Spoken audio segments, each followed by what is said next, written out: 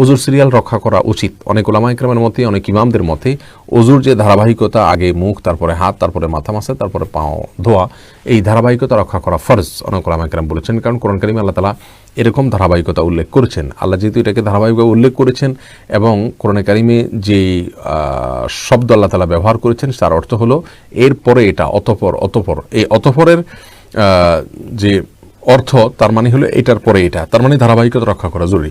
ফসলু উজুহাকুম ওয়া আইদিয়াকুম ইলাল মারাফিক ওয়ামসাহু বিরুউসিকুম ওয়া আরজুলাকুম ইলাল কাবাইন।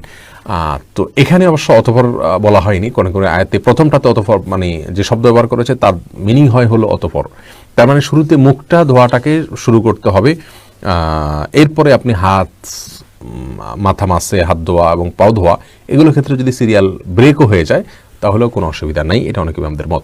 যাই হোক, এক্ষেত্রে সবচেয়ে গ্রহণযোগ্য মত এবং সংখ্যাগরিষ্ঠ আমাদের মত হলো ধারাবাহিকতা যদি আপনার ছুটেও যায় তাতেও অজু হয়ে যাবে, কোনো অসুবিধা হবে না। কিন্তু ধারাবাহিকতা রক্ষা করা কমপক্ষে মুস্তাহাব। কোনো কোনো ইমামদের মতে ধারাবাহিকতা রক্ষা করা জরুরি বা আবশ্যক।